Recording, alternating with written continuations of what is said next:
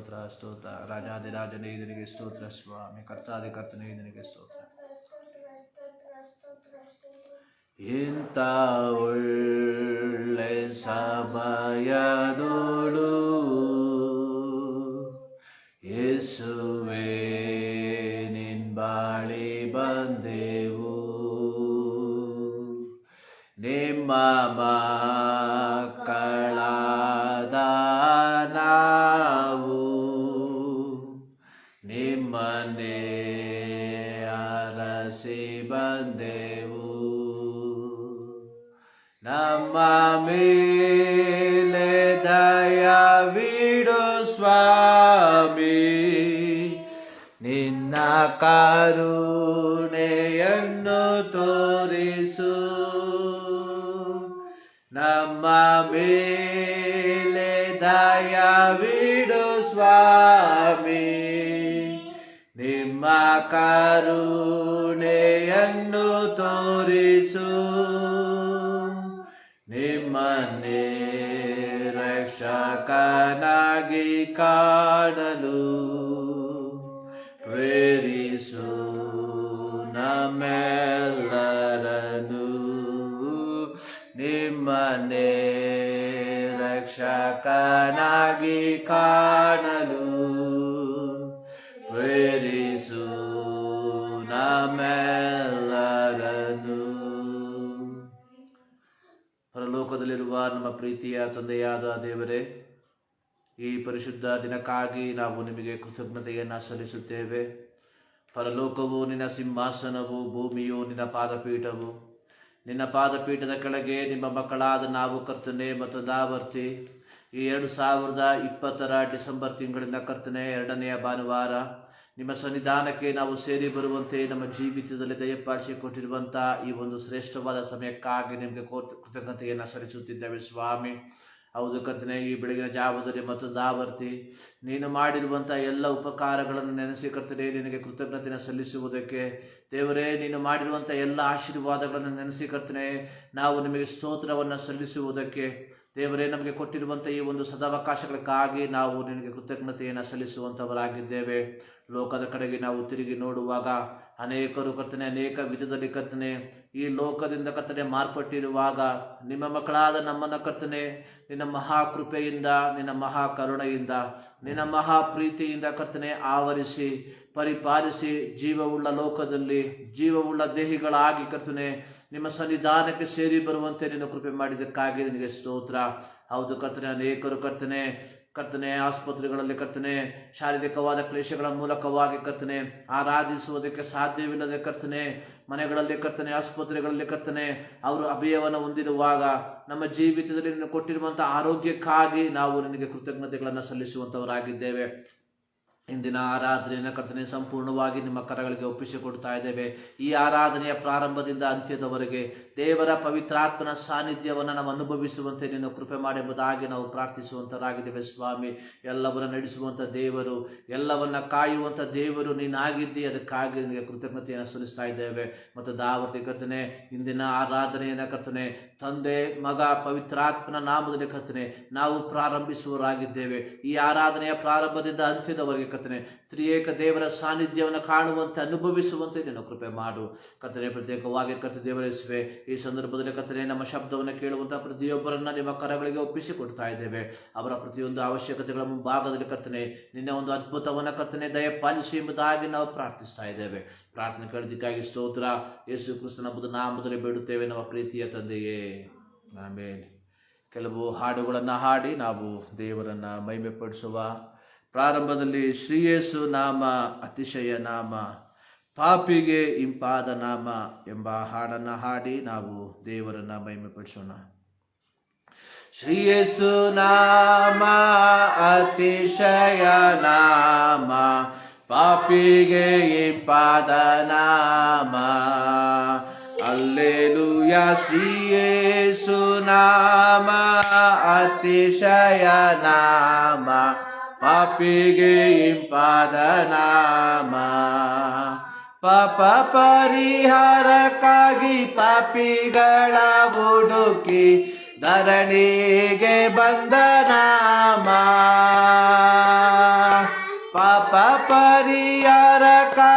ಪಾಪಿಗಳ ಹುಡುಕಿ ಧರಣಿಗೆ ಬಂದ ನಾಮ. ಪಾಪರಹಿತ ಜೀವಿತದ ಮಾದರಿಯ ತೋರಿಸಿದ, ಪಾಪರಹಿತ ಜೀವಿತದ ಮಾದರಿಯ ತೋರಿಸಿದ ಪರಿಶುದ್ಧ ಪುಣ್ಯ ನಾಮ. ಹಲ್ಲೆಲೂಯಾ ಶ್ರೀ ಯೇಸು ನಾಮ ಅತಿಶಯ ನಾಮ, ಪಾಪಿಗೆ ಇಂಪಾದ ನಾಮ. ಹಲ್ಲೆಲೂಯಾ ಶ್ರೀ ಯೇಸು ನಾಮ ಅತಿಶಯ ನಾಮ, ಪಾಪಿಗೆ ಇಂಪಾದ ನಾಮ. ಎಲ್ಲ ನಾಮದಲ್ಲಿಯೂ ಮೇಲಾದ ನಾಮ ಯೇಸುವಿನ ದಿವ್ಯ ನಾಮ. ಎಲ್ಲ ನಾಮದಲ್ಲಿಯೂ ಮೇಲಾದ ನಾಮ ಯೇಸುವಿನ ದಿವ್ಯ ನಾಮ. ಸರ್ವ ಜನರೆಲ್ಲ ಅಡ್ಡ ಬಿದ್ದು ಸ್ತೋತ್ರ ಮಾಡಿ, ಸರ್ವ ಅಡ್ಡ ಬಿದ್ದು ಸ್ತೋತ್ರ ಮಾಡಿ ಹರ್ಷದಿಂದ ಆಡುವ ನಾಮ. ಹಲ್ಲೆಲೂಯಾ ಶ್ರೀ ಯೇಸು ನಾಮ ಅತಿಶಯ, ಪಾಪಿಗೆ ಇಂಪಾದ ನಾಮ. ಲೆಕ್ಕವಿಲ್ಲದಷ್ಟು ಪಾಪ ನನ್ನೆಯಿಂದ ತೆಗೆಯಲು ನನಗಾಗಿ ಬಂದ ನಾಮ. ಲೆಕ್ಕವಿಲ್ಲದಷ್ಟು ಪಾಪ ನನ್ನೆಯಿಂದ ತೆಗೆಯಲು ನನಗಾಗಿ ಬಂದ ನಾಮ. ಅನ್ಯನೆಂದು ತಳ್ಳಾದನ್ನ ಧನ್ಯನಾಗಿ ಮಾಡಲು ಬಂದ, ಅನ್ಯನೆಂದು ತಳ್ಳಾದನ್ನ ಧನ್ಯನಾಗಿ ಮಾಡಲು ಬಂದ ಉನ್ನತನ ಪುಣ್ಯ ನಾಮ. ಹಲ್ಲೆಲೂಯಾ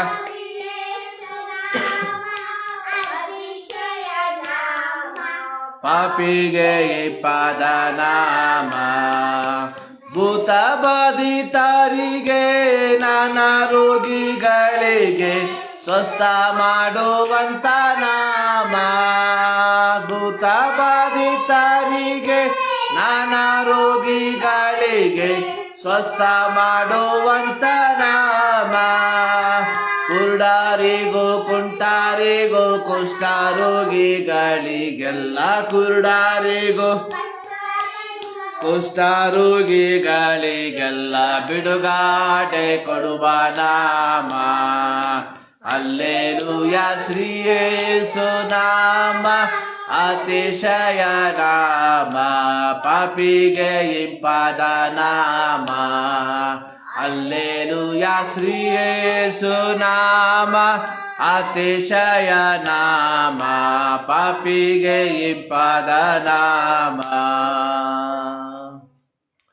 ಹಲ್ಲೆಲೂಯಾ ಶ್ರೀ ಯೇಸು ನಾಮ ಅತಿಶಯ ನಾಮ, ಪಾಪಿಗೆ ಇಂಪಾದ ನಾಮ. ಪಾಪ ಪರಿಹಾರಕ್ಕಾಗಿ ಪಾಪಿಗಳ ಹುಡುಕಿ ಧರಣಿಗೆ ಬಂದ ನಾಮ. ಪಾಪರಹಿತ ಜೀವಿತದ ಮಾದರಿಯ ತೋರಿಸಿದ ಪರಿಶುದ್ಧ ಪುಣ್ಯನಾಮ. ಪ್ರತಿಯೊಬ್ಬರು ಕ್ರಿಸ್ಮಸ್ ಹಬ್ಬದ ಆಚರಣೆಗೋಸ್ಕರವಾಗಿ ಬಹಳ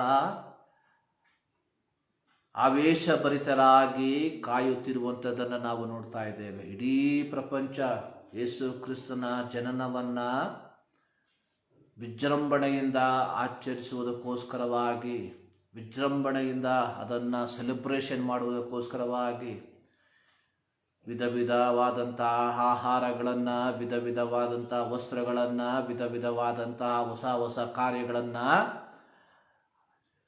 ಪದ್ಧತಿಯನ್ನು ಹೊಸ ಹೊಸ ವಿಧದ ಪದ್ಧತಿಗಳನ್ನು ಮಾಡಿಕೊಂಡು ಈ ಒಂದು ಡಿಸೆಂಬರ್ ತಿಂಗಳಿನ ಆ ಒಂದು ಸುದಿನವನ್ನು ಎದುರು ನೋಡುವಂಥದ್ದನ್ನು ನಾವು ನೋಡುವಂಥವರಾಗಿದ್ದೇವೆ. ಒಂದು ಅರ್ಥದಲ್ಲಿ ನಿಜವಾದಂಥ ಕ್ರಿಸ್ಮಸ್ ಅನ್ನುವಂಥದ್ದು ಯೇಸು ಕ್ರಿಸ್ತನು ಈ ಲೋಕಕ್ಕೆ ಮನುಷ್ಯನಾಗಿ ಆತನು ಜಾತನಾದನು ಎಂಬುದಾಗಿ. ಇಂದು ನಾವು ಹಾಡಿದ ಹಾಡಿನಲ್ಲಿ ಪ್ರಾರಂಭದ ಒಂದು ಸ್ಟ್ಯಾನ್ಸದಲ್ಲಿ ನಾವು ನೋಡುತ್ತೇವೆ, ಪಾಪ ಪರಿಹಾರಕ್ಕಾಗಿ ಪಾಪಿಗಳನ್ನು ಹುಡುಕಿ ಧರಣಿಗೆ ಬಂದ ನಾಮ. ಯೇಸು ಸ್ವಾಮಿ ಈ ಲೋಕಕ್ಕೆ ಬಂದಂತಹ ಮೂಲ ಉದ್ದೇಶ ದೇವರಿಂದ ದೂರ ಹೋದಂತಹ ಮನುಷ್ಯರನ್ನ ದೇವರೆಡೆಗೆ ನಡೆಸುವುದಕ್ಕೋಸ್ಕರವಾಗಿ. ನಾವು ಆಡಿದಂತಹ ಹಾಡಿನಲ್ಲಿ ನೋಡಿದ್ದೇವೆ, ಪಾಪ ಪರಿಹಾರಕ್ಕಾಗಿ ಪಾಪಿಗಳ ಹುಡುಕಿ ಧರಣಿಗೆ ಬಂದ ನಾಮ.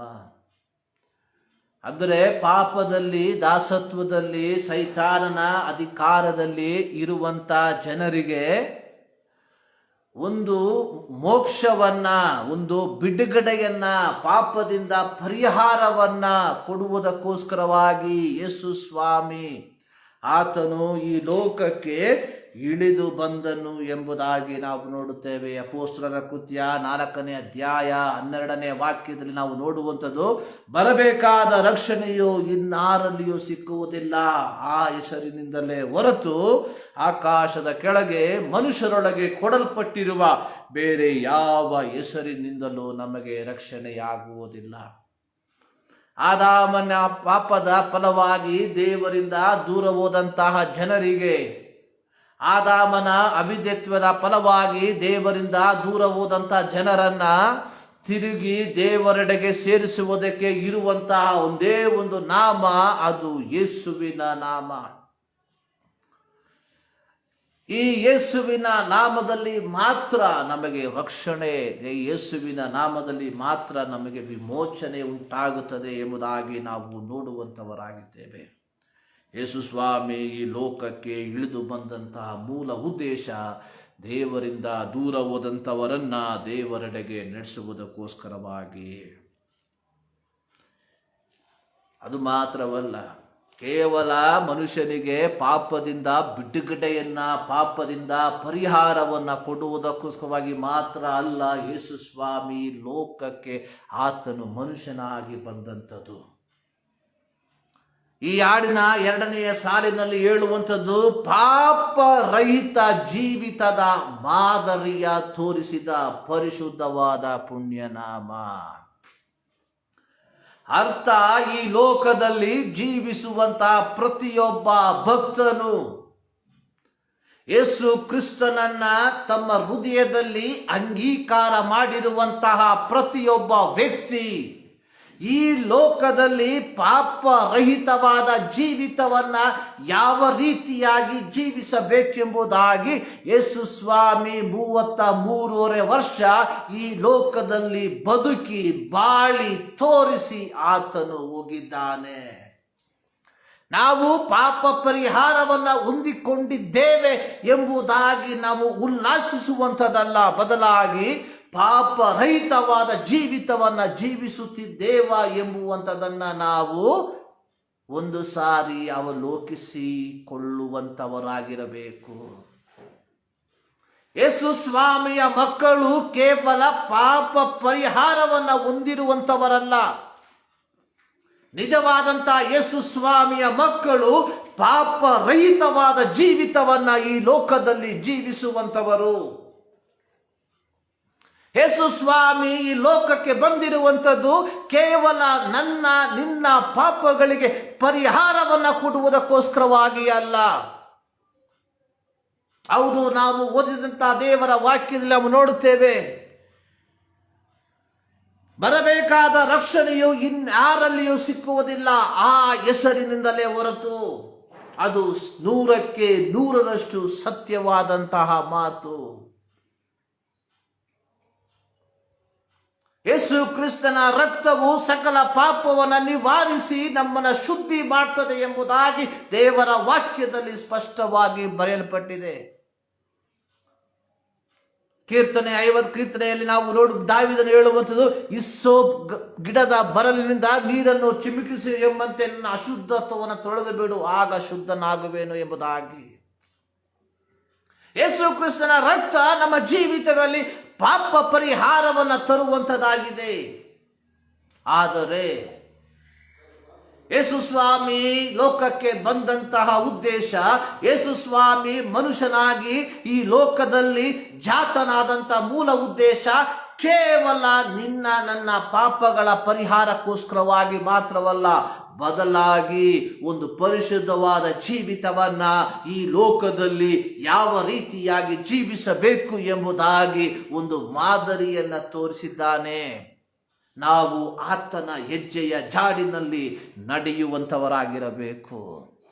ಹಾಡುಗಾರನು ಆಡುವಂಥದ್ದನ್ನು ನಾವು ನೋಡ್ತಾ ಇದ್ದೇವೆ.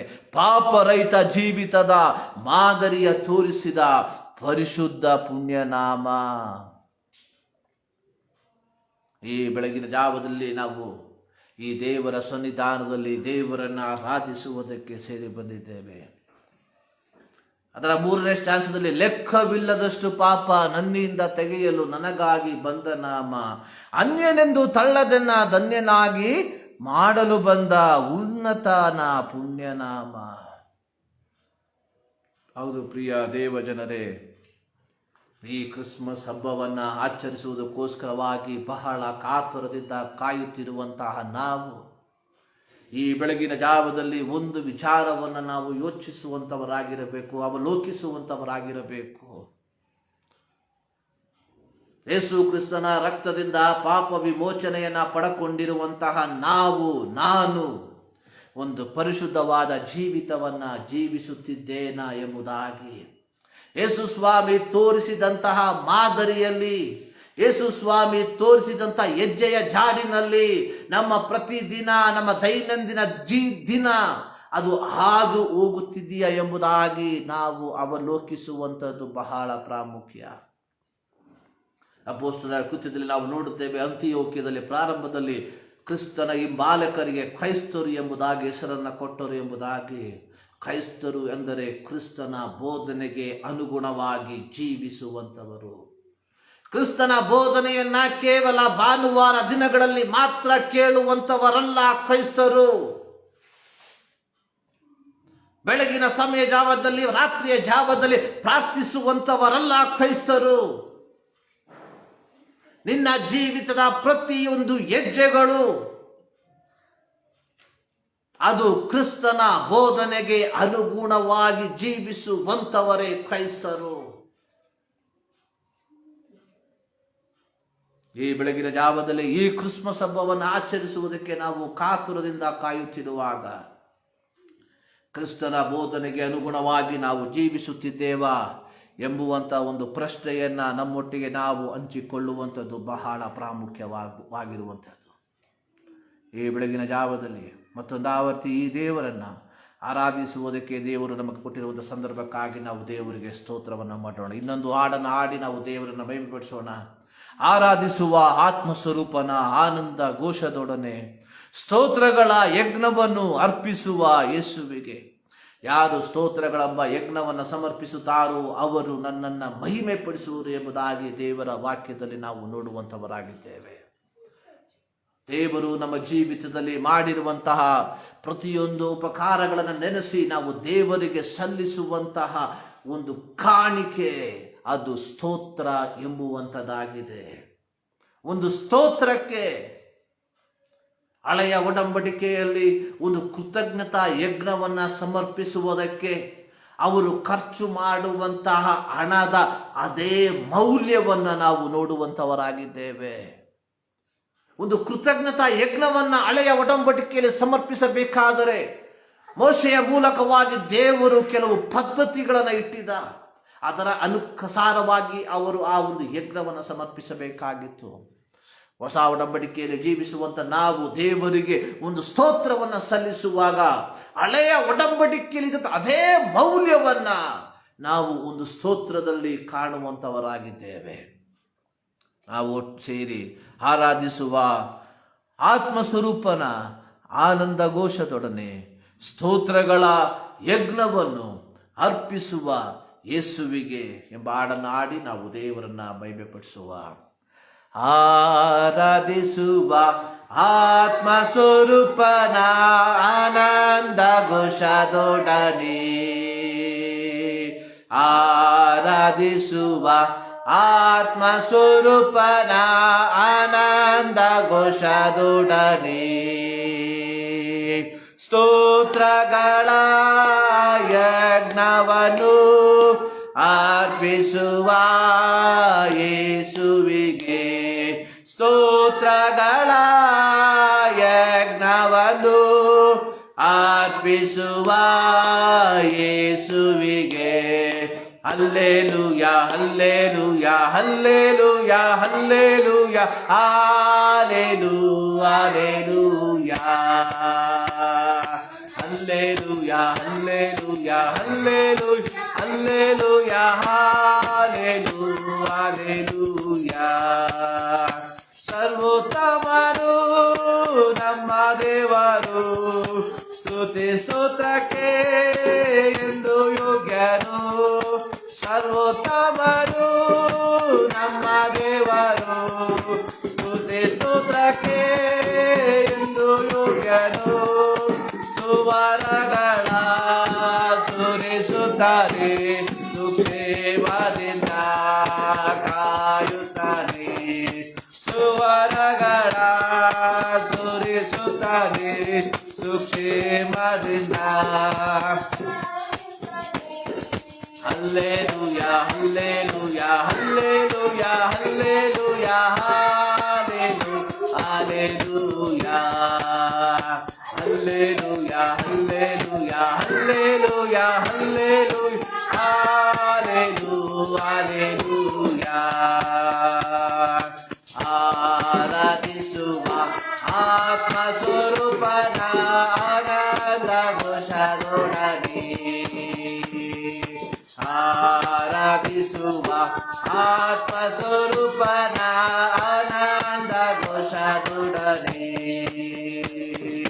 ದೇವರಾತ್ಮವರಾಗಿ ಆರಾಧಿಸುವ ಆತ್ಮ ಸ್ವರೂಪನಾದ ಯೇಸುವನು ದೇವರಾತ್ಮವಂಶರಾಗಿ ಆರಾಧಿಸುವ ಆತ್ಮ ಸ್ವರೂಪನಾದ ಯೇಸುವನು ಆತ್ಮದಿಂದಲೂ ಸತ್ಯದಿಂದಲೂ ಸತ್ಯ ದೇವರನ್ನು ಆರಾಧಿಸುವ ಆತ್ಮದಿಂದಲೂ ಸತ್ಯದಿಂದಲೂ ಸತ್ಯ ದೇವರನ್ನು ಆರಾಧಿಸುವ ಹಲ್ಲೆಲೂಯ ಹಲ್ಲೆಲೂಯ ಹಲ್ಲೆಲೂಯ ಹಾಲೆಲೂಯ ಹಲ್ಲೆಲೂಯ ಹಲ್ಲೆಲೂಯ ಹಲ್ಲೆಲೂಯ ಹಲ್ಲೆಲೂಯ ಹಾಲೆಲೂಯ ಹಾಲೆಲೂಯ ಆರಾಧಿಸುವ ಆತ್ಮ ಸ್ವರೂಪನ ಆನಂದ ಘೋಷದೊಡನೆ ಆರಾಧಿಸುವ ಆತ್ಮ ಸ್ವರೂಪನ ಆನಂದ ಘೋಷದೊಡನೆ ಸ್ತೋತ್ರಗಳ ಯಜ್ಞವನ್ನು ಅರ್ಪಿಸುವ ಯೇಸುವಿಗೆ ಸ್ತೋತ್ರಗಳ ಯಜ್ಞವನ್ನು ಅರ್ಪಿಸುವ ಯೇಸುವಿಗೆ ಹಲ್ಲೆಲೂಯ ಹಲ್ಲೆಲೂಯ ಹಲ್ಲೆಲೂಯ ಹಾಲೆಲೂಯ ಹಾಲೆಲೂಯ ಹಲ್ಲೆಲೂಯ ಹಲ್ಲೆಲೂಯ ಹಲ್ಲೆಲೂಯ ಹಾಲೆಲೂಯ ಹಾಲೆಲೂಯ ಹಲ್ಲೆಲೂಯ ಹಲ್ಲೆಲೂಯ ಹಲ್ಲೆಲೂಯ ಹಾಲೆಲೂಯ ಆರಾಧಿಸುವ ಆತ್ಮಸ್ವರೂಪನ ಆನಂದ ಘೋಷದೊಡನೆ ಸ್ತೋತ್ರಗಳ ಯಜ್ಞವನ್ನು ಅರ್ಪಿಸುವ ಯೇಸುವಿಗೆ ಸರ್ವೋತ್ತಮನು ನಮ್ಮ ದೇವರು ಸ್ತುತಿ ಸ್ತೋತ್ರಕ್ಕೆ ಎಂದು ಯೋಗ್ಯನು ನನ್ನ ಮಹಿಮೆಯನ್ನು ನಾನು ಮತ್ತೊಬ್ಬನಿಗೆ ಸಲ್ಲಗೊಳಿಸನು ಎಂಬುದಾಗಿ ದೇವರ ವಾಕ್ಯದಲ್ಲಿ ಬರೆದಿರುವಂಥದ್ದನ್ನು ನಾವು ನೋಡುತ್ತೇವೆ. ನಮ್ಮ ದೇವರು ಮಾತ್ರ ಆತನು ಸ್ತೋತ್ರಕ್ಕೆ ಅರ್ಹನಾಗಿರುವಂಥವನು. ನಮ್ಮ ದೇವರು ಮಾತ್ರ ಆರಾಧನೆಗೆ ಯೋಗ್ಯನಾಗಿರುವಂಥವನು. ದೇವರ ವಾಕ್ಯದಲ್ಲಿ ನಾವು ನೋಡುವಂಥದ್ದು ಸಾರಾಫುಗಳು 2ರಿಂದ ಪಾದವನ್ನು ಮುಚ್ಚಿ 2ರಿಂದ ಮುಖವನ್ನು ಮುಚ್ಚಿ 2 ಬಡಿಯುತ್ತಾ ಸೇನಾಧೀಶ್ವರನಾದ ಯೆಹೋವನು ಪರಿಶುದ್ಧನು ಪರಿಶುದ್ಧನು ಪರಿಶುದ್ಧನು ಎಂಬುದಾಗಿ ದಿನದ 24 ಗಂಟೆ ಆ ದೇವರನ್ನು ಆರಾಧಿಸುವಂಥದ್ದನ್ನು ಯೆಶಾಯ ಪ್ರವಾದನ ಪುಸ್ತಕದಲ್ಲಿ ಯೆಶಾಯನು ದರ್ಶಿಸಿರುವುದಾಗಿ ಆತನು ಬರೆದಿರುವಂಥದ್ದಾಗಿ ನಾವು ನೋಡುವಂಥವರಾಗಿದ್ದೇವೆ. ನಮ್ಮ ದೇವರು ಆತನು ಪರಿಶುದ್ಧನಾಗಿರುವಂತಹ ದೇವರು. ಈ ಪರಿಶುದ್ಧನಾದ ದೇವರು ನಮ್ಮಿಂದ ಎದುರು ನೋಡುವಂಥದ್ದು ಎರಡು ಕಾರ್ಯ. ಒಂದು ಪರಿಶುದ್ಧವಾದಂಥ ಜೀವಿತ, ಎರಡನೇದಾಗಿ ಒಂದು ಆರಾಧನೆ. ನಮ್ಮ ಪ್ರಾರ್ಥನೆಯನ್ನು ದೇವರು ಮೆಚ್ಚಬೇಕಾದರೆ, ನಮ್ಮ ಗಾನಗಳನ್ನು ದೇವರು ಮೆಚ್ಚಬೇಕಾದರೆ, ನಮ್ಮ ಸ್ತೋತ್ರವನ್ನು ದೇವರು ಅಂಗೀಕರಿಸಬೇಕಾದರೆ, ಸತ್ಯವೇದದಲ್ಲಿ ನಾವು ನೋಡುವಂಥದ್ದು ಯಾವುದೇ ನ್ಯೂನ್ಯತೆ ಇಲ್ಲದೆ ಇರುವಂತಹ ಪ್ರಾಣಿಗಳನ್ನು ದೇವರಿಗೆ ಯಜ್ಞವಾಗಿ ಸಮರ್ಪಿಸಬೇಕು ಎಂಬುದಾಗಿ. ಕುಂಟಾಗಲಿ ಕುರುಡಾಗಲಿ ಇರುವಂತಹ ಪ್ರಾಣಿಗಳನ್ನು ದೇವರಿಗೆ ಯಜ್ಞವಾಗಿ ಸಮರ್ಪಿಸಬಾರದು ಎಂಬುದಾಗಿ ಮೋಶೆಯ ಮೂಲಕವಾಗಿ ಸರ್ವಶಕ್ತನಾದ ದೇವರು ಇಸ್ರಾಯೇಲ್ಯರಿಗೆ ಆಜ್ಞಾಪಿಸಿರುವಂಥದ್ದನ್ನು ನಾವು ನೋಡುತ್ತೇವೆ. ಹಳೆಯ ಒಡಂಬಡಿಕೆಯಲ್ಲಿ ಜನರು ಯಜ್ಞ ಪಶುಗಳನ್ನು ಯಜ್ಞಕ್ಕೋಸ್ಕರವಾಗಿ ದೇವಾಲಯಕ್ಕೆ ತರುವಂಥ ಸಂದರ್ಭದಲ್ಲಿ ಯಾಜಕರು ಮೊದಲು ಮಾಡುವಂಥ ಕೆಲಸ ಯಜ್ಞ ಪಶುವನ್ನು ಸಂಪೂರ್ಣವಾಗಿ ಒಂದು ಸಾರಿ ಪರಿಶೋಧಿಸುತ್ತಾರೆ. ಯಾಕಂದರೆ ಯಾವ ಹೂನವಾದದನ್ನ ದೇವರಿಗೆ ಯಜ್ಞವಾಗಿ ಸಮರ್ಪಿಸುವುದಕ್ಕೆ ದೇವರು ಒಪ್ಪುವುದಿಲ್ಲ. ಆ ರೀತಿ ಸಮರ್ಪಿಸುವುದಾದರೆ ಅದು ಶಾಪವಾಗಿ ಮಾರ್ಪಡುತ್ತದೆ. ದೇವರಿಗೆ ಯಜ್ಞವನ್ನ ಸಲ್ಲಿಸುವಂತ ಪಶುವಾಗಿರಬಹುದು ಅಥವಾ ಕುರಿಯಾಗಿರಬಹುದು, ಅದು ಯಾವ ನ್ಯೂನ್ಯತೆ ಇಲ್ಲದಂಥದ್ದಾಗಿರಬೇಕು. ಅದು ದೇವರು ಬಹಳವಾಗಿ ನೋಡುವಂಥ ಒಂದು ಕಾರ್ಯ. ಹೊಸ ಒಡಂಬಡಿಕೆಯಲ್ಲಿ ದೇವರ ಮಕ್ಕಳೇ, ನಾವು ದೇವರಿಗೆ ಸಲ್ಲಿಸುವಂಥ ಆರಾಧನೆ, ದೇವರಿಗೆ ಸಲ್ಲಿಸುವಂಥ ಸ್ತೋತ್ರ, ಅದು ದೇವರಿಗೆ ಮೆಚ್ಚುಗೆಯಾಗಬೇಕಾದರೆ ನಮ್ಮಲ್ಲಿ ಯಾವ ನ್ಯೂನ್ಯತೆಗಳು ಇರಬಾರದು. ನಮ್ಮ ಜೀವಿತದಲ್ಲಿ ಯಾವ ನ್ಯೂನ್ಯತೆಗಳು ಇರಬಾರದು. ನಮ್ಮ ದೈನಂದಿನ ಜೀವಿತದಲ್ಲಿ ಯಾವ ತಪ್ಪು ಪಾಪ ದೋಷಗಳು ಬಂದಿರಬಾರದು.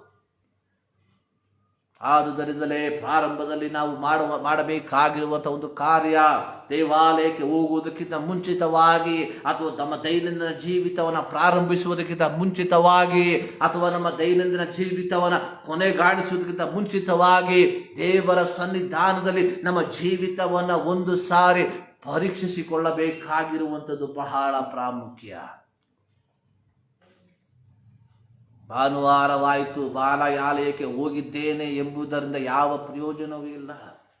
ದೇವರ ವಾಕ್ಯದಲ್ಲಿ ನಾವು ನೋಡುತ್ತೇವೆ, ಅಪೊಸ್ತಲನಾದ ಪೇತ್ರನು ಇದೇ ವಾಕ್ಯವನ್ನು ಉದ್ಧರಿಸಿ ಬರೆದಿರುವಂಥದ್ದನ್ನು ನಾವು ನೋಡುತ್ತೇವೆ. ಪರಿಶುದ್ಧತೆ ಇಲ್ಲದೆ ದೇವರನ್ನ ಮೆಚ್ಚಿಸುವುದು ಅಸಾಧ್ಯ. ಅನೇಕರು ನೆನೆಸುವಂಥದ್ದು ಕಾಣಿಕೆಯನ್ನು ಕೊಟ್ಟರೆ ದೇವರು ಮೆಚ್ಚುತ್ತಾನೆ ಎಂಬುದಾಗಿ.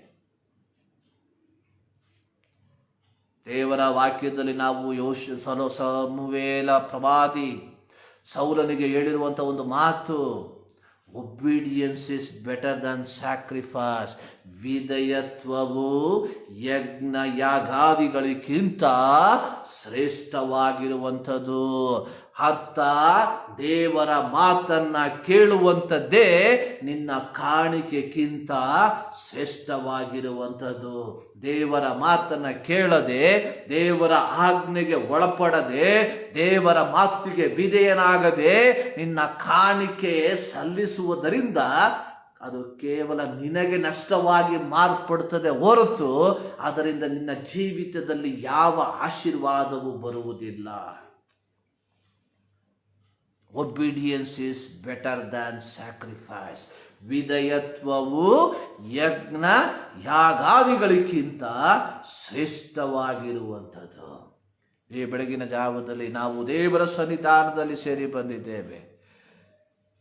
ನಾವು ಹಾಡಿದಂಥ ಹಾಡು ಆರಾಧಿಸುವ ಆತ್ಮಸ್ವರೂಪನ ಆನಂದ ಘೋಷದೊಡನೆ ಸ್ತೋತ್ರಗಳ ಯಜ್ಞವನ್ನು ಅರ್ಪಿಸುವ ಯೇಸುವಿಗೆ. ಆದಿಕಾಂಡದಲ್ಲಿ ನಾವು ನೋಡುತ್ತೇವೆ, ಇಬ್ಬರು ವ್ಯಕ್ತಿಗಳು, ಇಬ್ಬರು ಸಹೋದರರು ದೇವರಿಗೆ ಯಜ್ಞವನ್ನು ಸಮರ್ಪಿಸುವುದಕ್ಕೆ ಹೋದರು. ಕಾಯಿನನು ಮತ್ತು ಹಾಬೇಲನು. ಸ್ಪಷ್ಟವಾಗಿ ಬರೆಯಲ್ಪಟ್ಟಿದೆ, ದೇವರು ಹಾಬೇಲನನ್ನು ಅವನ ಯಜ್ಞವನ್ನು ಮೆಚ್ಚಿದನು, ಕಾಯಿನನ ಯಜ್ಞವನ್ನು ದೇವರು ಮೆಚ್ಚಲಿಲ್ಲ. ಕಾರಣ, ಹಾಬೇಲನ ಮನೋಭಾವವನ್ನು ದೇವರು ನೋಡಿದ್ರು. ಕಾಯಿನನ ಮನೋಭಾವವನ್ನು ದೇವರು ನೋಡಿದ್ರು. ದೇವರು ನಿನ್ನ ಹೊರಗಿನ ತೋರಿಕೆಯನ್ನೆಲ್ಲ ನೋಡುವಂಥದ್ದು. ಸಮುವೇಲ್ ಪ್ರವಾದಿಯೊಂದಿಗೆ ಸರ್ವಶಕ್ತನಾದ ದೇವರು ಹೇಳುವಂಥದ್ದು, ಮನುಷ್ಯನು ನೋಡುವ ರೀತಿಯಲ್ಲಿ ದೇವರು ಹೊರಗಿನ ತೋರಿಕೆಯನ್ನು ನೋಡುವಂಥವನಲ್ಲ. ದೇವರು ಹೃದಯಗಳನ್ನು ಪರಿಶೋಧಿಸುವಂಥವನಾಗಿದ್ದಾನೆ. ದೇವರು ನಮ್ಮ ಹೃದಯಗಳನ್ನು ಪರಿಶೋಧಿಸುವಾಗ ನಮ್ಮ ಹೃದಯ ದೇವರೊಟ್ಟಿಗೆ ಯಾವ ರೀತಿಯಾಗಿದೆ ಎಂಬುದಾಗಿ ನಮ್ಮನ್ನು ನಾವೇ ಪರೀಕ್ಷಿಸಿಕೊಳ್ಳುವಂಥದ್ದು ಬಹಳ ಪ್ರಾಮುಖ್ಯ. 139ನೇ ಕೀರ್ತನೆಯಲ್ಲಿ ನಾವು ನೋಡುವಂಥದ್ದು ದಾವೀದನ ಕೀರ್ತನೆ. ಯೆಹೋವನೇ, ನೀನು ನನ್ನನ್ನು ಪರೀಕ್ಷಿಸಿ ತಿಳ್ಕೊಂಡಿದ್ದಿ. ನಾನು ಕೂತುಕೊಳ್ಳುವುದು ಹೇಳುವುದು ನಿನಗೆ ಗೊತ್ತದೆ. ದೂರದಿಂದಲೇ ನನ್ನ ಆಲೋಚನೆಯನ್ನು ಬಲ್ಲವನಾಗಿರುತ್ತಿ. ಈ ಬೆಳಗಿನ ಜಾವದಲ್ಲಿ ನಾವು ದೇವರ ಸನ್ನಿಧಾನದಲ್ಲಿ ಆಗಿರುವಾಗ ದೇವರು ನಮ್ಮ ಆಲೋಚನೆಯನ್ನ, ದೇವರು ನಮ್ಮ ಚಿಂತೆಯನ್ನ ಆತನು ಬಲ್ಲಂತ ದೇವರಾಗಿದ್ದಾನೆ ಎಂಬ ಒಂದು ತಿಳುವಳಿಕೆ ನಮ್ಮಲ್ಲಿ ಇರುವಂಥದ್ದು ಬಹಳ ಮುಖ್ಯ. ನಮಗೆ ಇದ್ದರೆ ಅದು ಬಹಳ ಒಳ್ಳೆಯದೆಂಬುದಾಗಿ ನಾನು ನೆನೆಸ್ತೇನೆ. ಈ ಬೆಳಗಿನ ಜಾವದಲ್ಲಿ ದೇವರ ಸನ್ನಿಧಾನಕ್ಕೆ ನಾವು ಸೇರಿ ಬಂದಿದ್ದೇವೆ. ಆರಾಧಿಸುವ ಆತ್ಮಸ್ವರೂಪನ ಆನಂದ ಘೋಷದೊಡನೆ ಸ್ತೋತ್ರಗಳ ಯಜ್ಞವನ್ನು ಅರ್ಪಿಸುವ ಯೇಸುವಿಗೆ ಎಂಬುವಂಥ ಸುಂದರ ಹಾಡನ್ನು ನಾವು ಹಾಡಿದ್ದೇವೆ. ಸರ್ವೋತ್ತಮನು ನಮ್ಮ ದೇವರು, ಸ್ತುತಿ ಸ್ತೋತ್ರಕ್ಕೆ ಎಂದು ಯೋಗ್ಯನು. ಸುವರಗಳ ಸುರಿಸುತ್ತಾನೆ, ಸುಕ್ಷೇಮದಿಂದ ನಮ್ಮನ್ನು ಕಾಯುತ್ತಾರೆ ಎಂಬುದಾಗಿ. ಈ ಬೆಳಗಿನ ಜಾವದಲ್ಲಿ ಮತ್ತು ದಾವರ್ತಿ ನಾವು ದೇವರನ್ನು ಆರಾಧಿಸುವುದಕ್ಕೆ ನಾವು ಸೇರಿ ಬಂದಿದ್ದೇವೆ. ಈ ದಿನದ ದೇವರ ಧ್ಯಾನಕ್ಕಾಗಿ ಓದುವಂಥ ಕೀರ್ತನೆ ಭಾಗ ಕೀರ್ತನೆಗಳು 148, ಅದರ 1ರಿಂದ 14 ವಾಕ್ಯಗಳನ್ನು ವಾಕ್ಯ ಪ್ರತ್ಯುತ್ತರವಾಗಿ ಓದಿ ನಾವು ದೇವರನ್ನು ಮಹಿಮೆಪಡಿಸೋಣ. ಸ್ಯಾಮ್ಸ್ ನಂಬರ್ 148 ಕೀರ್ತನೆಗಳು 148 ವಾಕ್ಯ ಪ್ರತ್ಯುತ್ತರವಾಗಿ ಓದಿ ದೇವರ ನಾಮವನ್ನು ನಾವು ಮಹಿಮೆಪಡಿಸೋಣ. ಯೆಹೋವನಿಗೆ ಸ್ತೋತ್ರ. ಆಕಾಶ ಮಂಡಲದಿಂದ ಯೆಹೋವನಿಗೆ ಸ್ತುತಿಯುಂಟಾಗಲಿ. ಮಹೋನ್ನತದಲ್ಲಿ ಆತನ ಸ್ತೋತ್ರವು ಕೇಳಿಸಲಿ.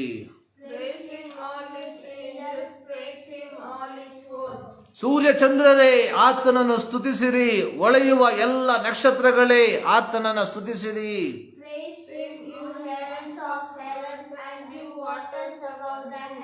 ಅವು ಯೆಹೋವನ ನಾಮವನ್ನು ಸ್ತುತಿಸಲಿ. ಆತನು ಅಪ್ಪಣೆ ಕೊಡಲು ಅವು ಉಂಟಾದವು.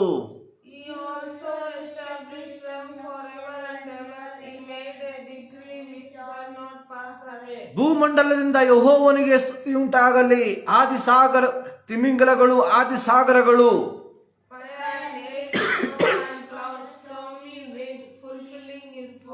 ಬೆಟ್ಟಗಳು, ಎಲ್ಲ ಗುಡ್ಡಗಳು, ಹಣ್ಣಿನ ಮರಗಳು, ಎಲ್ಲ ತುರಾಯಿ ಮರಗಳು,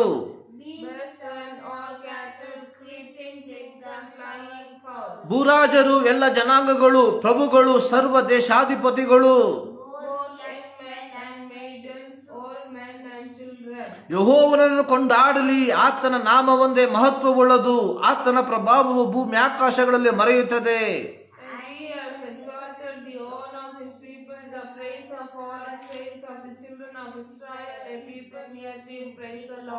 ಆಮೆನ್. ದೇವರಿಗೆ ಸ್ತೋತ್ರ.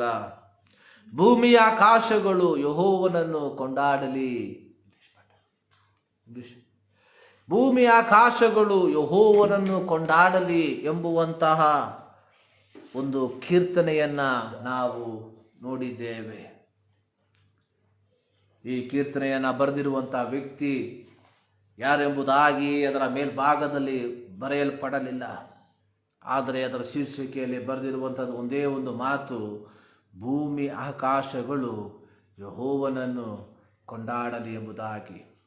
ಈ ಸಂದರ್ಭದಲ್ಲಿ ನಾವು ಒಂದು ಇಂಗ್ಲಿಷ್ ಹಾಡನ್ನು ಹಾಡಿ ನಾವು ದೇವರನ್ನು ನಾವು ಮಹಿಮೆಪಡಿಸುವ. I stand amazed in the presence of Jesus the Nazarene, and wonder how it could love me, a sinner condemned and clean. How marvelous, how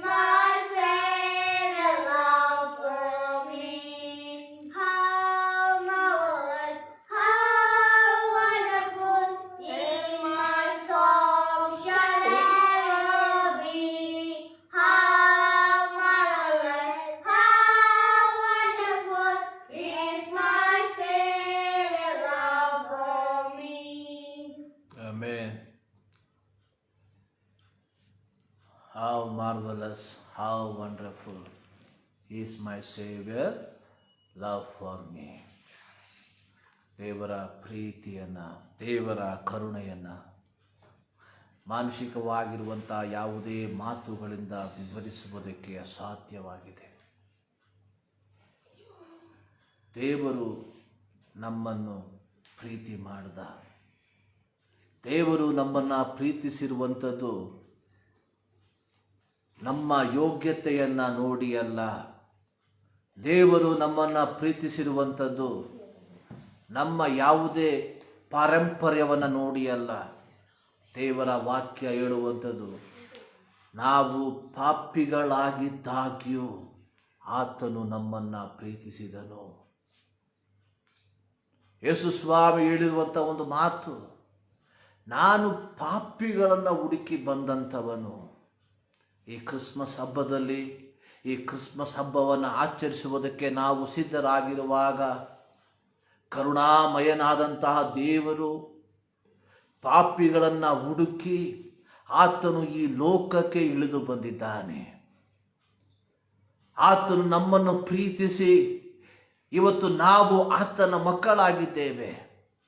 ಯೋಹಾನನ ಪತ್ರಿಕೆ 3ನೇ ಅಧ್ಯಾಯದಲ್ಲಿ ನಾವು ನೋಡುವಂಥದ್ದು, ಈಗ ನಾವು ದೇವರ ಮಕ್ಕಳಾಗಿದ್ದೇವೆ ಎಂಬುದಾಗಿ.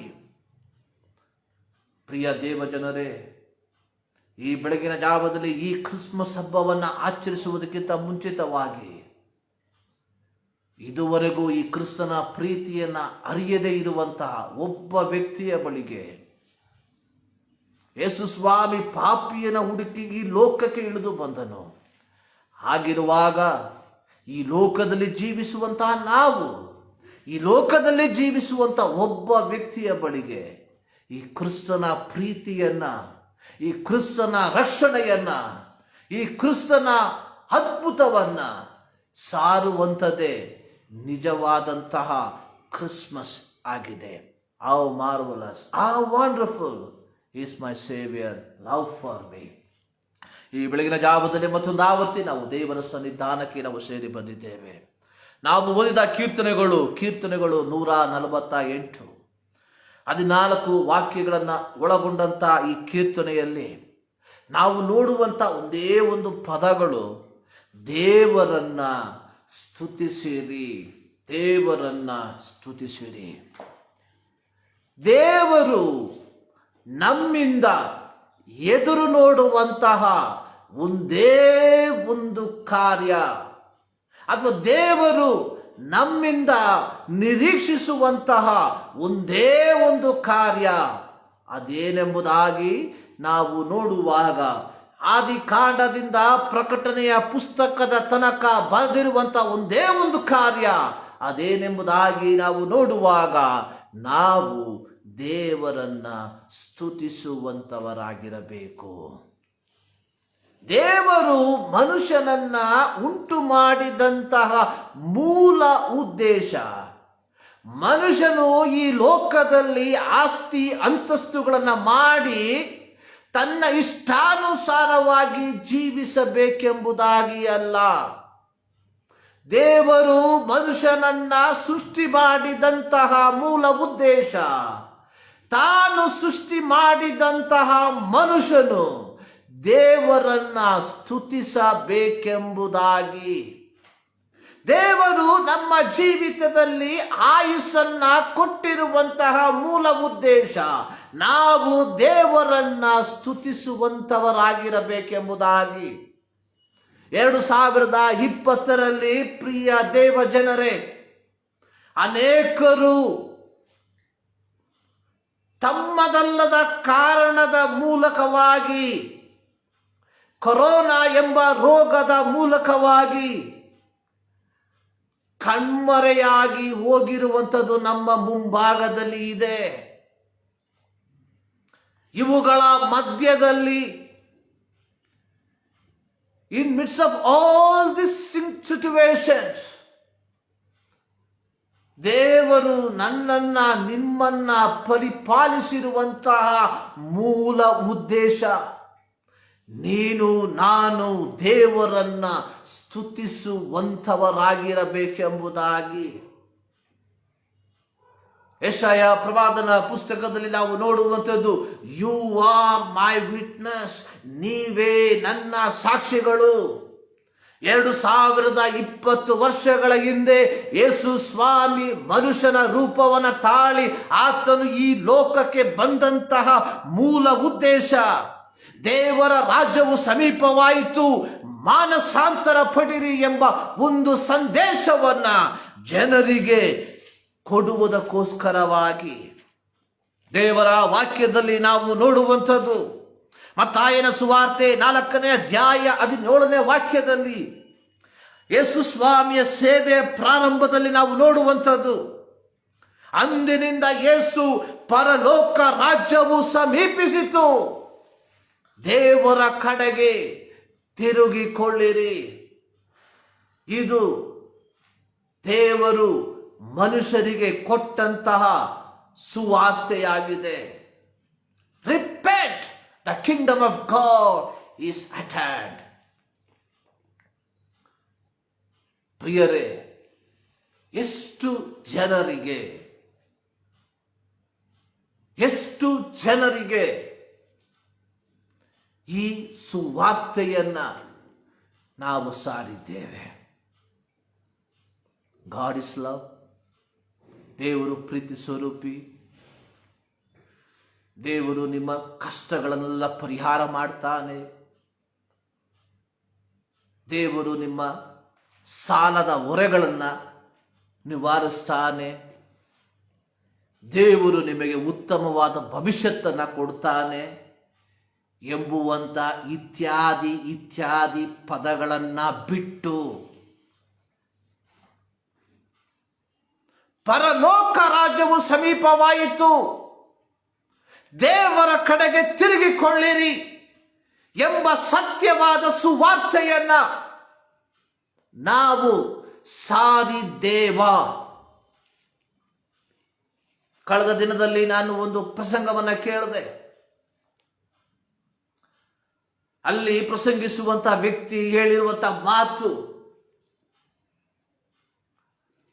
ದೇವರು ನಿಮ್ಮನ್ನು ಆರ್ಥಿಕವಾಗಿ ಆಶೀರ್ವದಿಸಬೇಕಾಗಿದ್ದರೆ, ದೇವರು ಒಬ್ಬ ರಕ್ಷಕನನ್ನ ಲೋಕಕ್ಕೆ ಕಳಿಸುವಂತ ಅವಶ್ಯಕತೆ ಇರಲಿಲ್ಲ. ಬದಲಾಗಿ ಯಾವುದಾದರೂ ಒಳ್ಳೆಯ ಒಬ್ಬ ಎಕನಾಮಿಸ್ಟ್ ನಿಮಗೆ ಕೊಟ್ಟಿದ್ದರೆ ಸಾಕಾಗಿತ್ತು. ದೇವರು ನಿಮ್ಮ ಶಾರೀರಿಕವಾದ ರೋಗಗಳನ್ನು ನಿವಾರಿಸಬೇಕಾಗಿದ್ದರೆ ಲೋಕ ರಕ್ಷಕನನ್ನ ಲೋಕಕ್ಕೆ ಕಳಿಸುವಂತ ಅವಶ್ಯಕತೆ ಇರಲಿಲ್ಲ. ಈ ಲೋಕದಲ್ಲಿ ಯಾವುದಾದರೂ ಒಂದು ಒಳ್ಳೆಯ ವೈದ್ಯನನ್ನ ಎಬ್ಬಿಸಿದರೆ ಸಾಕಾಗ್ತಿತ್ತು.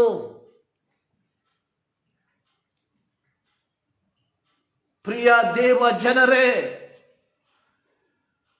ತಂದೆಯಾದ ದೇವರು ಯೋಹಾನ 3:16 ದೇವರು ಲೋಕದ ಮೇಲೆ ಎಷ್ಟೋ ಪ್ರೀತಿಯನ್ನಿಟ್ಟು ತನ್ನ ಒಬ್ಬನೇ ಮಗನನ್ನ ಕಳುಹಿಸಿಕೊಟ್ಟನು, ಆತನನ್ನು ನಂಬುವ ಒಬ್ಬರಾದರೂ ನಾಶವಾಗದೆ ಎಲ್ಲರೂ ನಿತ್ಯ ಜೀವವನ್ನು ಪಡೆಯಬೇಕೆಂದು ಆತನನ್ನ ಕಳುಹಿಸಿಕೊಟ್ಟನು.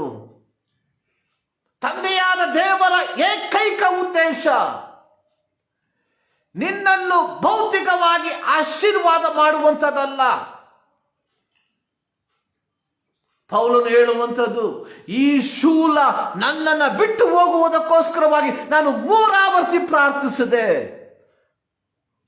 ಆದರೆ ಸರ್ವಶಕ್ತನಾದ ದೇವರು ಪೌಲನಿಗೆ ಕೊಟ್ಟಂತ ಉತ್ತರ, ಪೌಲನೇ, my grace is sufficient for you, ನನ್ನ ಕೃಪೆ ನಿನಗೆ ಸಾಕು. ಪೌಲನು ಹೇಳುವಂಥದ್ದು, ನನ್ನನ್ನು ನಾನೇ ಹೆಚ್ಚಿಸಿಕೊಳ್ಳದಿರುವುದಕ್ಕೋಸ್ಕರವಾಗಿ ಈ ಶರೀರದಲ್ಲಿ ಒಂದು ಶೂಲ ನನಗೆ ಕೊಡಲ್ಪಟ್ಟಿದೆ. ದೇವರ ಪ್ರಕಟಣೆಯ ಅತ್ಯುತ್ತಂಗದಲ್ಲಿ ತಲುಪಿದಂತ ವ್ಯಕ್ತಿಯಾಗಿದ್ದನು ಶ್ರೀಯುತ ಪೌಲನು. ಆ ಪೌಲನ ಜೀವಿತದಲ್ಲಿ ಒಂದು ಶೂಲ ಇದ್ದದ್ದಾಗಿ ಸ್ವತಃ ಪೌಲನೇ ಒಪ್ಪಿಕೊಳ್ಳುವಂಥದ್ದನ್ನು ನಾವು ನೋಡ್ತಾ ಇದ್ದೇವೆ.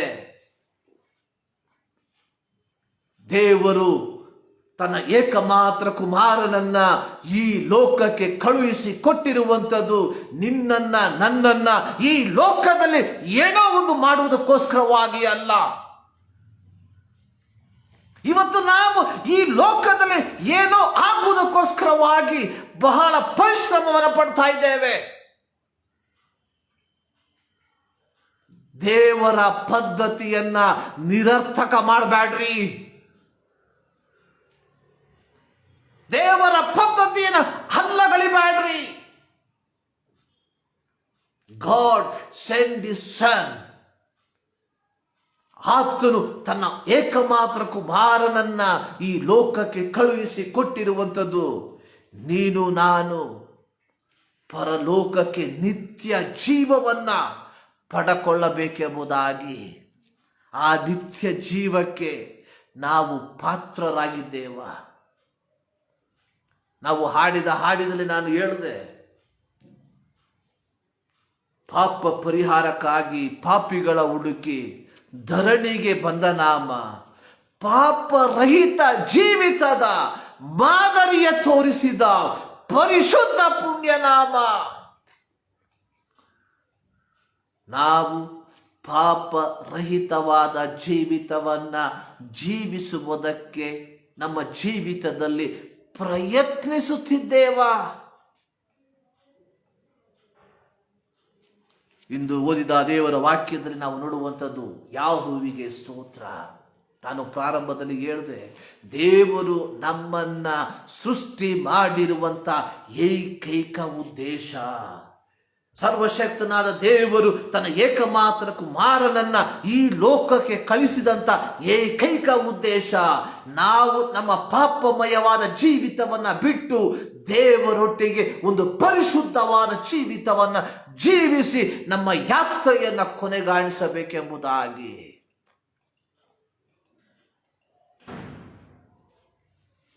ನಾನು ಹೇಳಿರುವಂತ ಒಂದು ಮಾತು ನನ್ನ ಹೇಳ್ತಾ, ಅನೇಕ ವರ್ಷಗಳ ಹಿಂದೆ ನಾನು ಓದಿರುವಂತ ಒಂದು ಪದ, ಒಂದು ಕ್ಯಾಥಲಿಕ್ ಆಶ್ರಮಕ್ಕೆ ಹೋದಂಥ ಸಂದರ್ಭದಲ್ಲಿ ಕೇರಳದಲ್ಲಿ ಅಲ್ಲಿ ಓದಿದಂಥ ಕೆಲವು ಸಾಲುಗಳು, ದೇವರು ಕೇಳುವಂತಹ ಕೆಲವು ಪ್ರಶ್ನೆಗಳು.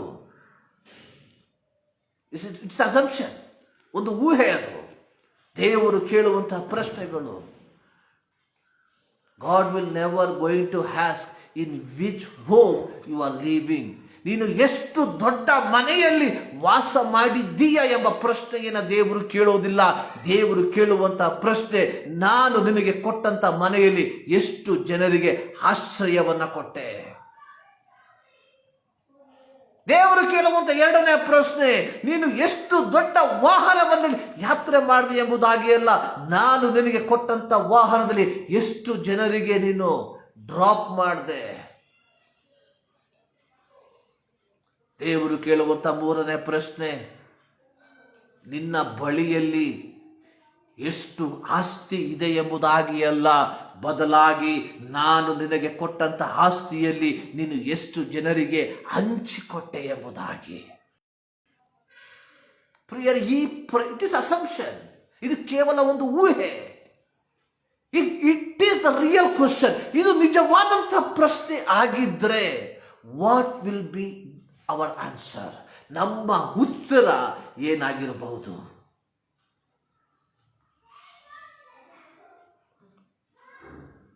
ದೇವರು ಮನುಷ್ಯನನ್ನ ಸೃಷ್ಟಿ ಮಾಡಿರುವಂಥದ್ದು ನಾವು ದೇವರನ್ನ ಸ್ತುತಿಸುವುದಕ್ಕೋಸ್ಕರವಾಗಿ.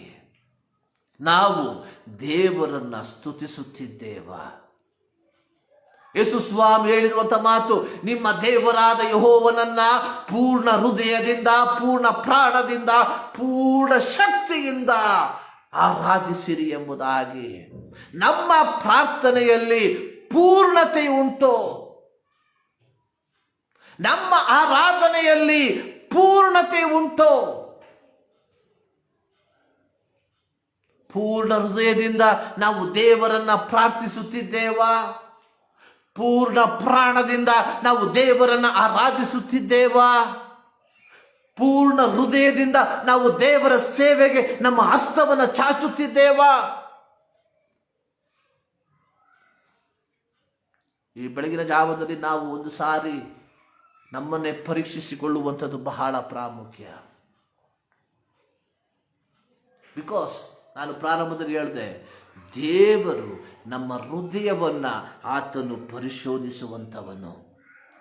ಒಂದು ಕೀರ್ತನೆ ನಾವು ನೋಡ್ತೇವೆ, ಯೆಹೋವನಿಗೆ ಸ್ತೋತ್ರ. 1-5 ವಾಕ್ಯದಲ್ಲಿ ನಾವು ನೋಡುವಂಥದ್ದು, 6 ವಾಕ್ಯದಲ್ಲಿ ನಾವು ನೋಡುವಂಥದ್ದು, ಆಕಾಶ ಮಂಡಲದಿಂದ ಯೆಹೋವನಿಗೆ ಸ್ತುತಿ ಉಂಟಾಗಲಿ. ಅಂದ್ರೆ ದೇವರ ಸೃಷ್ಟಿಯಲ್ಲಿ ಪ್ರಾರಂಭ ಸೃಷ್ಟಿಯಾಗಿರುವಂತಹ ಆಕಾಶ ಮಂಡಲದಿಂದ ದೇವರಿಗೆ ಸ್ತುತಿ ಉಂಟಾಗಲಿ ಎಂಬುದಾಗಿ ಬರೆದಿರುವಂಥದ್ದನ್ನು ನಾವು ನೋಡುವಂಥವರಾಗಿದ್ದೇವೆ. ಅಂದ್ರೆ ದೇವರ ಎಲ್ಲ ಸೃಷ್ಟಿಗಳು ದೇವರನ್ನ ಸ್ತುತಿಸುತ್ತದೆ ಎಂಬುದಾಗಿ ನಾವು ಅರ್ಥ ಮಾಡಿಕೊಳ್ಳುವವರಾಗಿದ್ದೇವೆ. ಕಳೆದ ವಾರ ಹೇಳಿದಂತಹ ವಾಕ್ಯವನ್ನು ಮತ್ತೆ ಓದುವುದಕ್ಕೆ ನಾನು ಬಯಸ್ತಾ ಇದ್ದೇನೆ. ಕೀರ್ತನೆಗಳು 19. ಆಕಾಶವು ದೇವರ ಪ್ರಭಾವವನ್ನ ಪ್ರಚುರಪಡಿಸುತ್ತದೆ.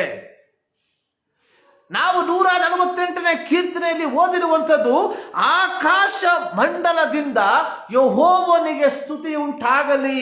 19ನೇ ಕೀರ್ತನೆಯಲ್ಲಿ ದಾವೀದನು ಹೇಳುವಂಥದ್ದು, ಆಕಾಶವು ದೇವರ ಪ್ರಭಾವವನ್ನ ಪ್ರಚುರಪಡಿಸುತ್ತದೆ. ದಟ್ ಮೀನ್ಸ್ ಆಕಾಶವು ದೇವರನ್ನ ಆರಾಧಿಸ್ತಾ ಇದೆ ಎಂಬುದಾಗಿ. ದೇವರ ಸೃಷ್ಟಿಯಾದಂತಹ ಆಕಾಶವು ದೇವರನ್ನ ಆರಾಧಿಸ್ತಾ ಇದೆ. 19ನೇ ಕೀರ್ತನೆ ಪ್ರಾರಂಭ ವಾಕ್ಯ, ಗಗನವು ಆತನ ಕೈ ಕೆಲಸವನ್ನು ತಿಳಿಸ್ತಾ ಇದೆ ಎಂಬುದಾಗಿ.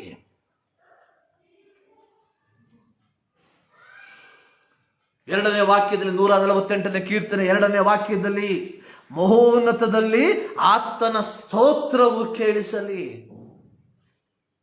ಸಾರಾಫಿಯರು 2ರಿಂದ ಪಾದವನ್ನು ಮುಚ್ಚಿ 2ರಿಂದ ಮುಖವನ್ನು ಮುಚ್ಚಿ, ಸೇನಾಧೀಶ್ವರನಾದ ಯೆಹೋವನು ಪರಿಶುದ್ಧನು ಪರಿಶುದ್ಧನು ಎಂಬುದಾಗಿ ಆರಾಧಿಸುವಂತಹ ಕಾರ್ಯವನ್ನ ಕಂಡಂತ ಯೆಶಾಯ ಪ್ರವಾದಿ ತನ್ನ ಪುಸ್ತಕದಲ್ಲಿ ಅದನ್ನ ಬರೆದಿರುವಂತದ್ದನ್ನು ನಾವು ನೋಡ್ತಾ ಇದ್ದೇವೆ.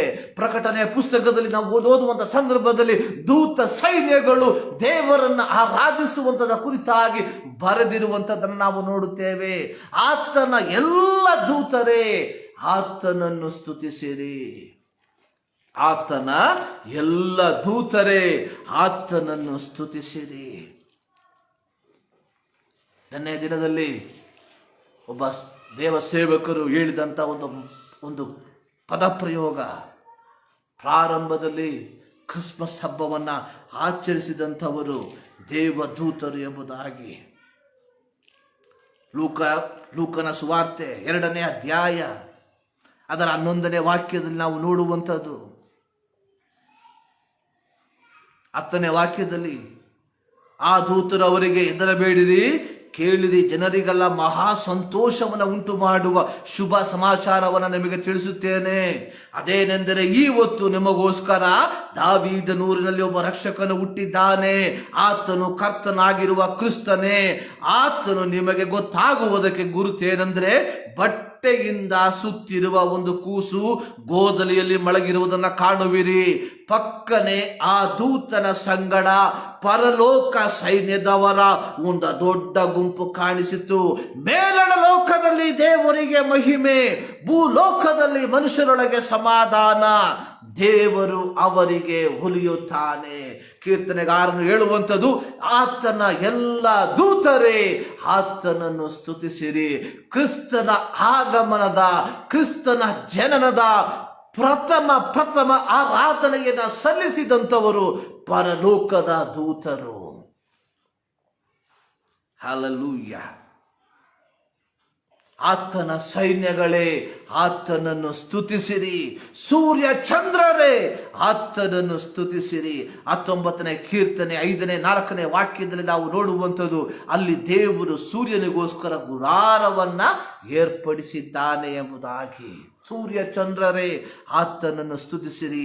ಹೊಳೆಯುವ ಎಲ್ಲ ನಕ್ಷತ್ರಗಳೇ ಆತನನ್ನು ಸ್ತುತಿಸಿರಿ. 4, 5, 6 ವಾಕ್ಯದಲ್ಲಿ ನಾವು ನೋಡುವಂಥದ್ದು, ದೇವರ ಸೃಷ್ಟಿಯಾದಂಥ ಆಕಾಶ ಮಂಡಲದಲ್ಲಿರುವಂಥವು ಎಲ್ಲವುಗಳು ದೇವರನ್ನ ಸ್ತುತಿಸಲಿ ಎಂಬುದಾಗಿ. ನಾವು ಹೇಳದೇ ಇದ್ರೇನು ದೇವರ ಸೃಷ್ಟಿಗಳು ದೇವರನ್ನ ಸ್ತುತಿಸ್ತವೆ. 7ನೇ ವಾಕ್ಯದಲ್ಲಿ, ಇದು ನಮಗೆ ಸಂಬಂಧಪಟ್ಟಿರುವಂತಹ ವಾಕ್ಯ, ಭೂಮಂಡಲದಿಂದ ಯೆಹೋವನಿಗೆ ಸ್ತುತಿಯುಂಟಾಗಲಿ. ಈಗ ನಮ್ಮ ಪ್ರಶ್ನೆ, ನಾವು ದೇವರನ್ನ ಸ್ತುತಿಸುತ್ತಿದ್ದೇವಾ? ನೋಡಿ, ತಿಮಿಂಗಲಗಳು, ಆದಿಸಾಗರಗಳು, ಬೆಂಕಿ, ಕಲ್ಮಳೆ, ಹಿಮ, ಹಬೆ ಇವೆಲ್ಲವೂ ದೇವರನ್ನ ಸ್ತುತಿಸ್ತವೆ. ಬೆಟ್ಟ ಗುಡ್ಡಗಳು, ಹಣ್ಣಿನ ಮರಗಳು, ತುರಾಯಿ ಗಿಡಗಳು, ಮೃಗ, ಪಶು ಪಕ್ಷಿಗಳು ಇವೆಲ್ಲವೂ ದೇವರನ್ನ ಸ್ತುತಿಸ್ತವೆ. ಇವುಗಳಿಗೆ ದೇವರನ್ನ ಸ್ತುತಿಸುವುದಕ್ಕೆ ನಮ್ಮ ಅನುಮತಿಯ ಅವಶ್ಯಕತೆ ಇಲ್ಲ. ನಾವು ಇವುಗಳಿಗೆ ಆಹಾರವನ್ನು ಹಾಕಿದ್ರೇನು ಹಾಕದೆ ಹೋದ್ರೇನು ಇವುಗಳು ದೇವರನ್ನ ಸ್ತುತಿಸ್ತವೆ. ಆದರೆ ನಮ್ಮ ಪಾಪಗಳಿಗಾಗಿ ತನ್ನ ಏಕಮಾತ್ರದ ಕುಮಾರನನ್ನ ಈ ಲೋಕಕ್ಕೆ ಕಳುಹಿಸಿ ನಮ್ಮನ್ನು ಆತನ ಮಕ್ಕಳಾಗಿ ಮಾರ್ಪಡಿಸಿದಂತಹ ದೇವರನ್ನ, ಆತನ ರಕ್ತದಿಂದ ವಿಮೋಚಿಸಲ್ಪಟ್ಟಂತಹ ನಾವು ದೇವರನ್ನ ಸ್ತುತಿಸುತ್ತಿದ್ದೇವಾ?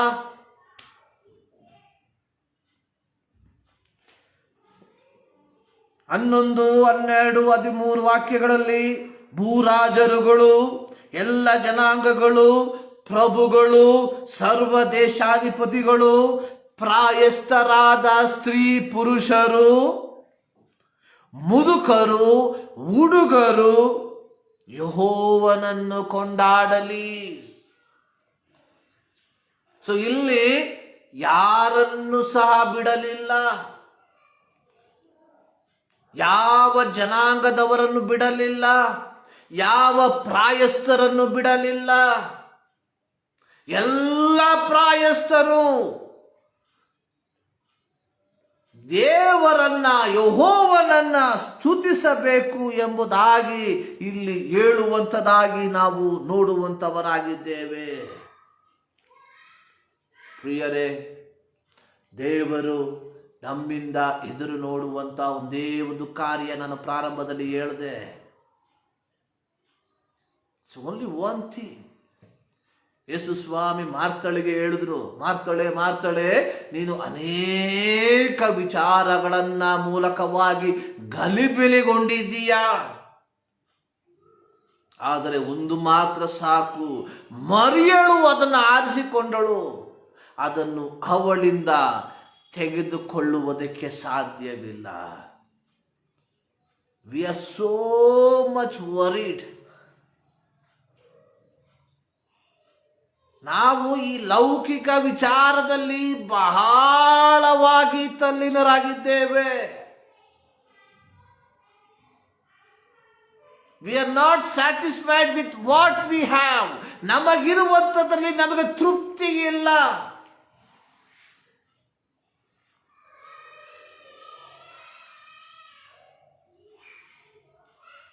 ಬಟ್ ನಾವು ಮಾಡುವಂಥ ಒಂದು ಪ್ರಾರ್ಥನೆ,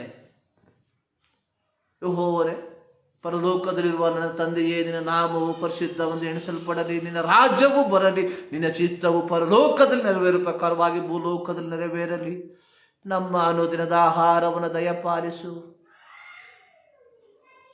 ನಮ್ಮ ಫ್ರಿಡ್ಜಲ್ಲಿ 1 ತಿಂಗಳಿಗೆ ಬೇಕಾಗಿರುವಂಥ, ನಮ್ಮ ಅಡಿಗೆ ಮನೆಯಲ್ಲಿ 1 ವರ್ಷಕ್ಕೆ ಬೇಕಾಗಿರುವಂತಹ, ನಮ್ಮ ಅಕೌಂಟ್ಗಳಲ್ಲಿ 4 ತಲೆಮಾರುಗಳಿಗೆ ಬೇಕಾಗಿರುವಂಥದ್ದನ್ನು ಇಟ್ಟುಕೊಂಡು ನಾವು ಪ್ರಾರ್ಥಿಸುತ್ತೇವೆ. ನಮಗೆ ಅನುದಿನದ ಆಹಾರವನ್ನು ದಯಪಾಲಿಸು. Are we not a Pharisees? ನಾವು ಪರಿಸಾಯರಲ್ವಾ?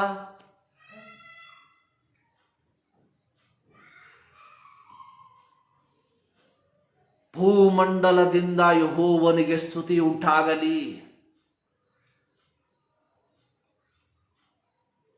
ಯೆಹೋವನ ಆತನ ನಾಮ ಒಂದೇ ಮಹತ್ವವುಳ್ಳದು. ದೇವರ ನಾಮ ಅದು ಮಹಿಮೆಯುಳ್ಳದಾಗಿದೆ.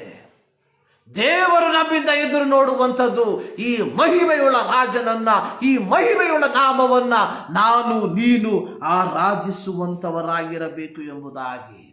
ಪ್ರಿಯ ದೇವ ಜನರೇ, ಈ ಕ್ರಿಸ್ಮಸ್, ಈ 2020 ಕ್ರಿಸ್ಮಸ್,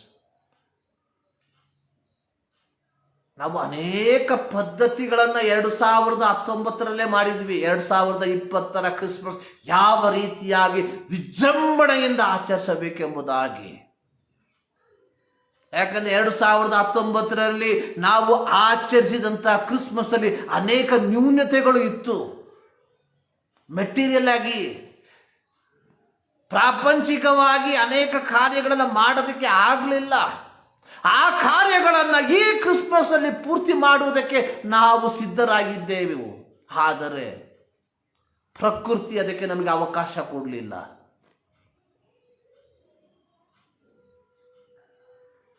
ಆದರೆ ಒಂದು ವಿಚಾರವನ್ನು ನಾವು ಯೋಚಿಸುವ,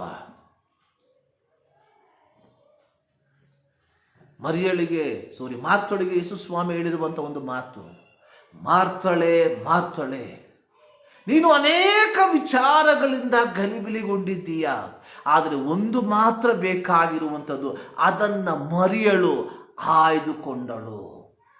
ಆ ಒಂದು ವಿಚಾರ ನಮ್ಮ ಜೀವಿತದಲ್ಲಿ ಮಿಸ್ ಆಗಿರುವಂತಹ ಒಂದು ವಿಚಾರ ಯಾವುದು? We are so much worried about many things. But what is the things that missed? ಮಾರ್ತಳಿಗೆ ಸಮಾಧಾನ ಇಲ್ಲ, ಮಾರ್ತಳಿಗೆ ನೆಮ್ಮದಿ ಇಲ್ಲ. ನಮ್ಮ ಜೀವಿತದಲ್ಲಿ ಸಮಾಧಾನಕ್ಕೆ ಅಡ್ಡಿಯಾಗಿರುವಂಥ ವಿಚಾರ ಯಾವುದು? ನಮ್ಮ ಜೀವಿತದಲ್ಲಿ ನೆಮ್ಮದಿಗೆ ಅಡ್ಡಿಯಾಗಿರುವಂಥ ವಿಚಾರ ಯಾವುದು? ನಮ್ಮ ಜೀವಿತದಲ್ಲಿ ಸಂತೋಷಕ್ಕೆ ಅಡ್ಡಿಯಾಗಿರುವಂಥ ವಿಚಾರ ಯಾವುದು? ದೇವರ ವಿಚಾರ ಮಾತ್ರ. ಯಾವ ವಿಚಾರ ನಮ್ಮ ಜೀವಿತದಲ್ಲಿ ಅಡ್ಡಿಯಾಗಿದೆಯೋ ಅದು ದೇವರ ವಿಚಾರ ಮಾತ್ರ, ಪ್ರಿಯರೇ.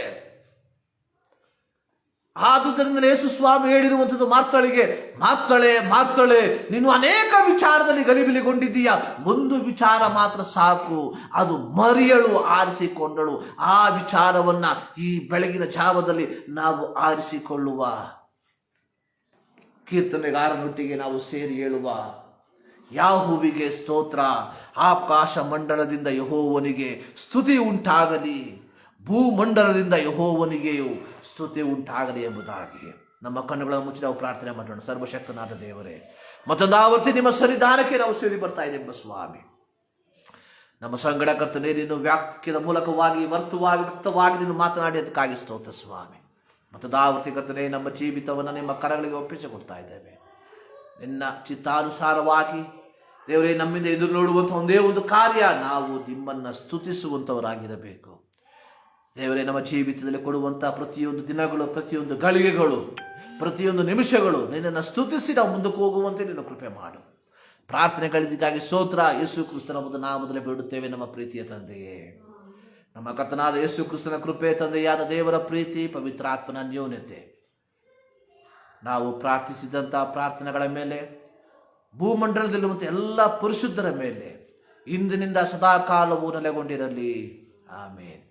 ಸೊ ಎಲ್ಲರನ್ನ ದೇವರು ಧಾರಾಳವಾಗಿ ಆಶೀರ್ವದಿಸಲಿ.